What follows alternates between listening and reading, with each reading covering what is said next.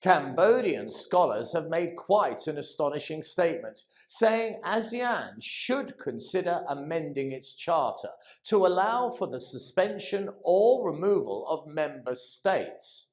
Amending the charter is a very bold step, and one that could exclude the murderous military government of Myanmar from the ASEAN alliance. This call came in the wake of reports that Myanmar's military junta has just jailed Aung San Suu Kyi to 3 more years imprisonment under the absurd charge of election fraud. She has now been sentenced to 20 years in prison, and if that is not enough pantomime court procedures, there are several charges remaining. When the puppet courts of Myanmar have finished its farcical charade, Suu Kyi could face almost 200 years in prison.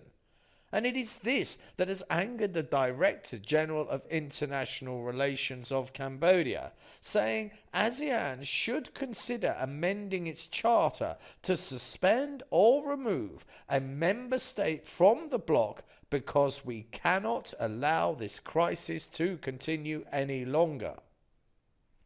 The situation in Myanmar is a humanitarian crisis. Violence has escalated, and now the military are murdering their opponents in show trials.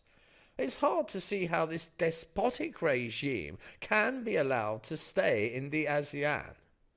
The absurdity of Myanmar is stark.